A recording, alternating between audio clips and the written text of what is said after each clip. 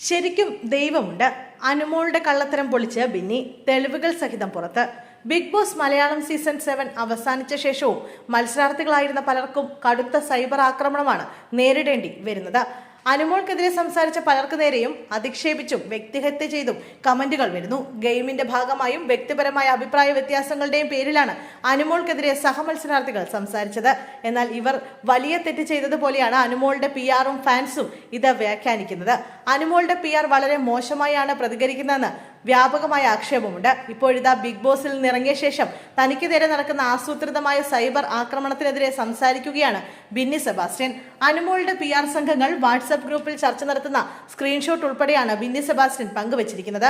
അതേസമയം PR-നായി 16 ലക്ഷം കൊടുത്തുവെന്ന് അനുമോൾ തന്നെ പറയുന്ന വീഡിയോയും ബിന്നി പുറത്തുവിട്ടിരുന്നു. ബിഗ് ബോസ് ഹൗസിൽ നിന്ന് പുറത്തിറങ്ങുന്നവർക്ക് ലൈൻ കട്ട് എന്ന ഒരു ഇന്റർവ്യൂ സെക്ഷനുണ്ട്.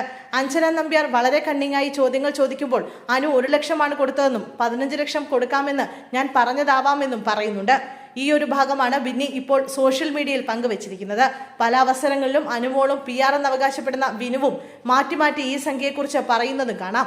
ദൈവമുണ്ട്, ഇത് കാലത്തിന്റെ കാവ്യനീതിയാണ് എന്ന് ബിന്നി പറയുന്നു.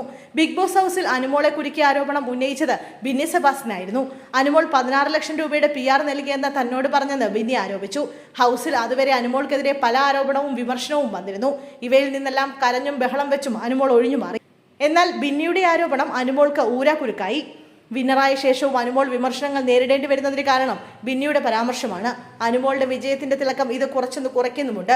ബിഗ് ബോസ് മലയാളം സീസണുകളിൽ വിജയ്ക്ക് ഇത്രമാത്രം വിമർശനം കേൾക്കേണ്ടി വരുന്നത് ആദ്യമായാണ്.